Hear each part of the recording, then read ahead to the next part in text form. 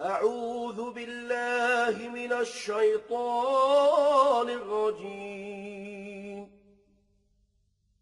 بسم الله الرحمن الرحيم. إن الله وملائكته يصلون على النبي يا أيها الذين آمنوا صلوا عليه وسلموا تسليما. هذا حديث عجيب. اللهم صل عليه. يعني after the sanad, he says that Hassan ibn Ali radiallahu anhu, he asked his maternal uncle Hind ibn Abi Hala about the description of the Messenger of Allah. And he said about his uncle that he was very capable of describing. He gave an excellent description of the Messenger of Allah. And he said, I desired to hear this description from him because I wanted something to hold on to. And one of the things about the ulama, they say that love, the mahabba, for most human beings arises out of three things. The first is the physical love. You see something beautiful and you have a natural, your heart inclines towards it. Inna Allaha jamilun yuhibbul jamal. And so he put love of beauty in the hearts of human beings. So if you see something beautiful, you incline towards it. Your eye delights in it. And if you see a human being that's beautiful, you can fall in love. It happens just from sight. And so the ulama have maintained the physical description of the Prophet ﷺ because that is a level of mahabba.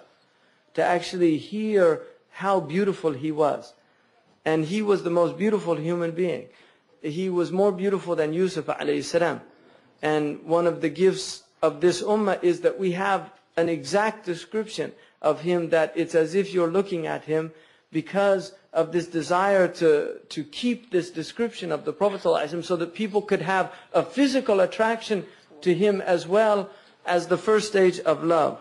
And so he describes this. And then the second type of love comes when you hear about the beautiful qualities. So you have the zahir and then you have the batin.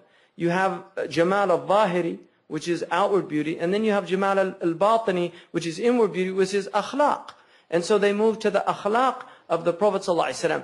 And then the next level of love is love that you feel for somebody who's done good to you. من الإحسان أحسن إليك فتحبه لإحسانه عليك. Or تضحية, that you find out somebody made sacrifice for you. ضحى لأجلك تحبه. And the difference between a kareem and la'im is that if somebody does good to a good person, they love them. They love them more and more for that reason. But the la'im, if people do good to them, they have envy. And they actually have resentment. They start feeling resentment towards that person because their heart's diseased. So they actually get sick. Because they feel indebted and they don't like to feel indebted. So they begin to use strategies in themselves to not feel indebted to the person. And these are the sick people. That's why the munafiqun are the sickest. They're fi dark al-asfal. They're in the lowest place. Because if people do good to you, جُبِلَتِ الْقُلُوبَ عَلَى حُبِّ مَنْ أَحْسَنَ إِلَيْهَا. That human hearts by nature love those who do good to them. So if somebody does good to you and then you don't have that love for them, it's because your heart is not in a natural state.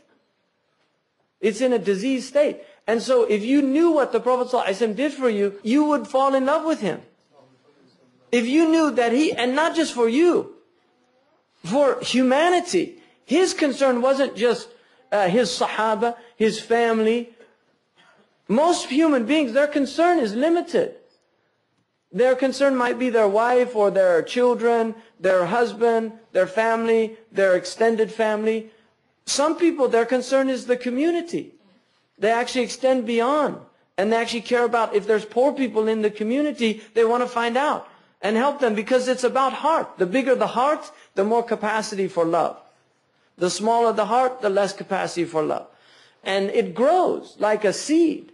Mahabba comes from, habba is seed in Arabic. That's the nature of mahabba. So the bigger it gets, the bigger the heart has to get to bear the love. So those people have love for their community. And then there's people extend to the ummah. They extend to the ummah. Their concerns are the concerns of the ummah.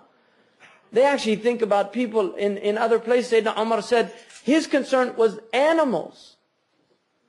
He said if an animal was being unjustly wronged in Iraq, I would feel concerned for it. That's his responsibility. Everybody under his demeanor. The Messenger of Allah sallallahu alaihi wasallam, he felt concerned for all of humanity, and that's why he went to non-Muslims. He wasn't doing da'wah to Muslims.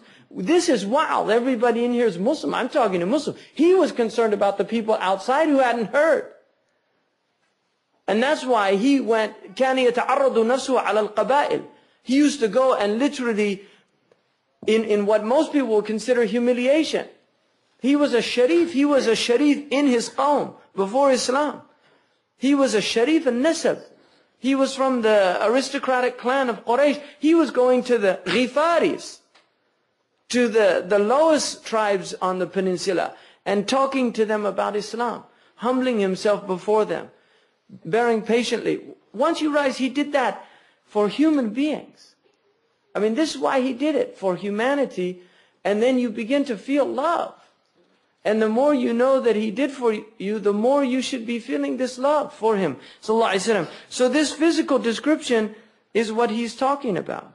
Initially, he says that he was very awe-inspiring when you saw him. He was monumental, grand in nature. His face was like a moon on Laylat al-Badr that had a light coming out of it like the moon on Laylat al-Badr. He was taller than a moderate build, but not exceedingly tall. Because both are, if you see somebody who's very tall, it's strange. Amongst even tall people, it seems strange. If you see somebody short, then also it's noticeable. But he was of a middle stature, inclining towards height. Because everything about him was middle. Everything, even his physical description, his color was a middle color. Lam yakun amhaq. He wasn't pasty white and he wasn't black. He was of inclining toward light skin because of the racism in human beings. I mean, that's one of the hikmah of that. Has to do with stupidity in human beings, in distinguishing between people because of color. He inclined towards light, but he wasn't pasty white. He was a color like what we call the harvest moon. And his hair was neither straight nor curly. It was wavy. It was middle. Everything about him was middle. He didn't speak slow and he didn't speak fast. He spoke in a moderate tone. His words were neither too short nor were they excessive, but they were always just right. When he spoke, people felt as if exactly the right amount of words were used. Everything about him